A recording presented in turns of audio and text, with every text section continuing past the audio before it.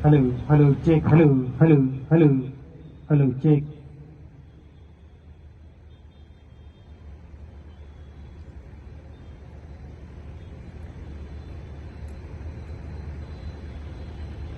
Madam कुछ covid के मामले उत्तराखंड के अंदर भी आए हैं और एम्स में ऐसा कुछ आने की बात हुई है। देखिए, ये कोविड बार बार दस्तक दस्तक देता रहता है। और इस बार हांगकांग और सिंगापुर में ज़्यादा पेशेंट साउथ एशिया में हो रहे हैं। और इंडिया में भी अबाउट 250 से ज़्यादा 260 के करीब पेशेंट जो हैं वो रिपोर्ट हो चुके हैं।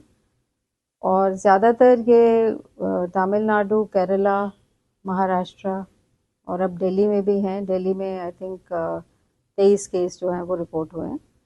और उत्तराखंड में मेरे को पूरे उत्तराखंड का तो मालूम नहीं है, लेकिन एम्स में 3 पेशेंट्स हमारे पास रिपोर्ट हुए हैं। एक तो डिस्चार्ज हो गई हैं, वो उनको एक्यूट इन्फ्लुएंजा लाइक इलनेस के साथ आई थी और उनको थोड़ा रेस्पिरेटरी सपोर्ट की ज़रूरत पड़ी थी और वो अभी डिस्चार्ज होकर चले गई हैं।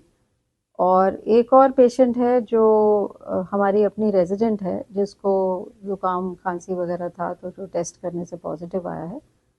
उनको आइसोलेशन में, वो अपने हॉस्टल में आइसोलेशन में है और ठीक ठाक है। इसके अलावा एक और पेशेंट है जिसका सस्पिशन है, वो गुजरात से बद्रीनाथ की यात्रा के लिए आए हुए हैं, तो उनका टेस्टिंग वगैरह चल रहा है। तो ऐसा है कि इस समय हमें थोड़ा अलर्ट पे, स्टेट ने अलर्ट पे रखा है। और इसलिए हम कोविड अप्रोप्रिएट बिहेवियर अब अपने इंस्टीट्यूट में लागू कर रहे हैं, ताकि लोग मास्क पहने और थोड़ा सोशल डिस्टेंसिंग रखें और ज़्यादा भीड़ भाड़ में ना जाएं। और अगर उनको ज़्यादा खांसी और बुखार होता है या ज़ुकाम होता है, तो अपना टेस्ट करा लें।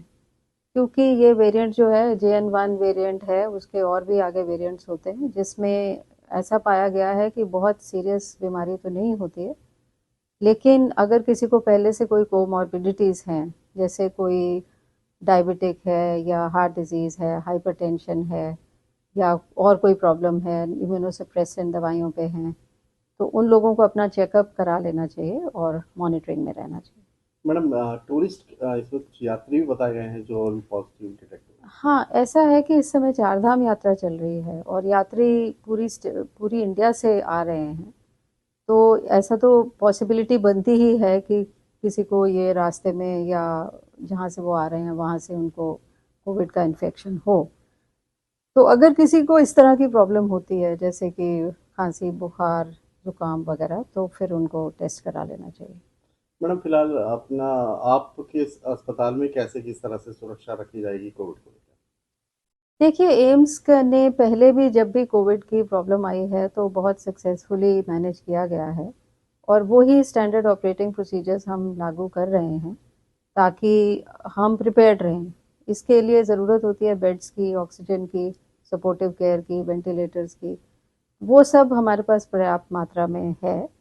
तो अगर कोई प्रॉब्लम होती है तो हम उसके लिए एकदम तैयार हैं।